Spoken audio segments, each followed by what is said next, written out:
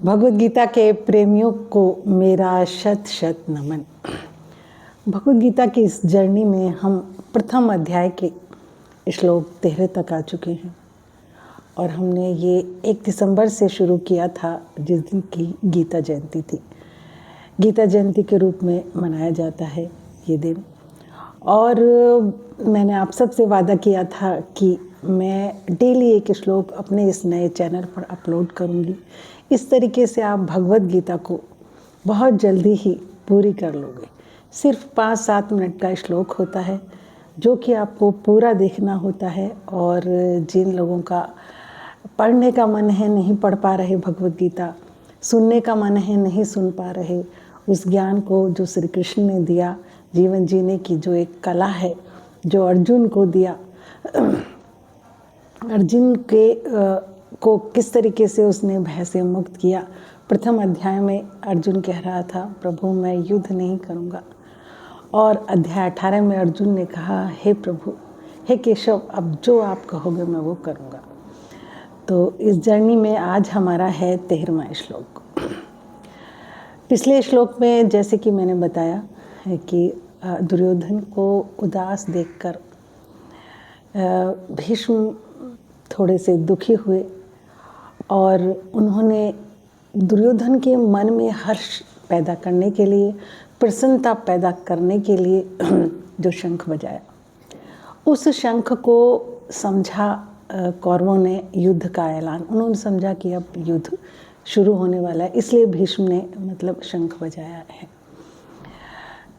वो शंख भी बहुत तेज था, लेकिन जैसे ही कौरवों की तरफ से भीष्म ने शंख बजाया, उस शंख को बजते ही पांडवों की सेना की तरफ से तत्शंखा च भेरिया पणवानक गोमुखा च ढोल मृदंग नरसिंहे, बहुत तेज आवाज में शंख बजा। भेरी एक भेरी होती है जिसको कि नगाड़े बोलते हैं। और पहले राजा महाराजाओं के उत्सव में या वो जब आते जाते थे, इनको बजाया जाता था।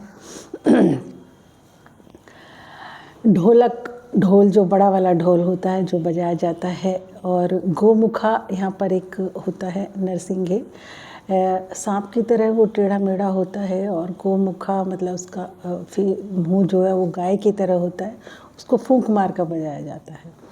मृदंग भी एक ढोलकी होती है। तो ये सारे बाजे एक साथ बजाए पांडवों ने।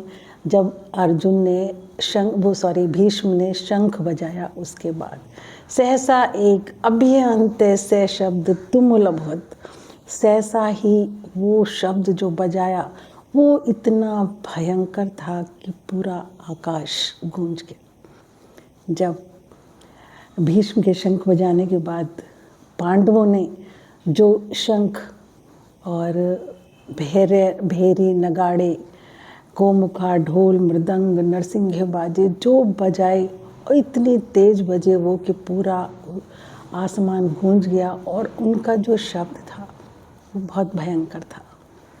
पहले ही दुर्योधन डरा हुआ था, जैसे मैंने आपको बताया। दुर्योधन पहले ही, क्योंकि गलत इंसान के मन में भय जरूर रहता है, वो ऊपर से चाहे कितने भी निर्भीक दिखाए अपने आप को, लेकिन उसके मन में भय रहता है। उसकी आत्मा जो हमारे शरीर को चला रही है वो तो जानती है सब कुछ, पिछले जन्म को भी जानती है, इस जन्म को भी जानती है। तो वो भय में जीता है वो इंसान। और भय में जीकर इंसान का कुछ भी अच्छा नहीं हो सकता। ना उसके रिलेशन अच्छे हो सकते, ना उसका काम बिजनेस अच्छा हो सकता, उसका सब कुछ बिगड़ता है एक बार जब इंसान भयभीत हो जाता है तब। क्योंकि उसे अपनी शक्तियों का ही पता नहीं रहता और अपनी सारी शक्तियों को वो भय में डर कर गंवा देता है। सबसे बड़ी तो जो उसकी ताकत होती है, आत्मिक पावर, साहस की, वो ख़त्म हो जाती है। इसलिए कभी भी जीवन में ऐसा कोई काम मत करो जिससे आपको भय लगे। आपको लगा होगा चलो आप किसी काम में सफल भी हो गए हैं, कोई बात नहीं, लेकिन उसके बाद जो आपके मन में भय चलेगा वो आपको जीवन में बहुत पीछे ले जाएगा, आपकी ग्रोथ को रोक देगा। और एक दिन इतना आपके अंदर डिसऑर्डर्स या कुछ ना कुछ ऐसा लग जाएगा कि आप पैसे से भी उसको ठीक नहीं करा सकते। तो पूरी भगवद गीता हमें यही शिक्षा देती है कि हमें कैसे जीना चाहिए, कैसे हम जिएं, जीवन को हमें कैसे जीना चाहिए। मैं उम्मीद करती हूँ कि सभी को भगवद गीता अच्छे से समझ में आ रही है। एक एक श्लोक को मैं बहुत संस्कृत के शब्दों को हिंदी में एक एक करके बता रही हूँ। वो इसलिए कि आपकी किसी तरीके से भगवद गीता में रुचि हो जाए। रोज़ मैं अपने चैनल पर एक वीडियो अपलोड कर रही हूँ, बहुत सरल भाषा में आपको बता रही हूँ। सिर्फ मैं आपसे एक चीज़ चाहती हूँ कि आप भगवद गीता में रुचि उत्पन्न करें। और आपके सोशल मीडिया हमारे पास है, साइंस ने तरक्की की है। घर बैठे आपके व्हाट्सएप पर या आप यूट्यूब खोलेंगे, उस पर इस श्लोक को डेली देख सकते हैं। ईश्वर की आप कृपा माने, और ईश्वर की दी हुई कृपाओं का जब हम फ़ायदा नहीं उठाते तो वो अपनी कृपाएं बंद कर देता है। अगर आपको कोई भी ऐसी वीडियो मिली है, कोई भी एक मैसेज मिला है, तो उससे ईश्वर का ही संदेश जाने। आपने कभी ना कभी कुछ प्रार्थनाएं की हैं कि अब मैं दुखी हूँ या तंग हूँ या जीवन में बदलाव चाहता हूँ, तो ईश्वर साक्षात होकर तो आपके सामने आएंगे नहीं। वो किसी न किसी तरीके से आपको कोई मैसेज, कोई वीडियो, कोई इंसान मिलेगा, इसी माध्यम से वो आप तक पहुँचेंगे।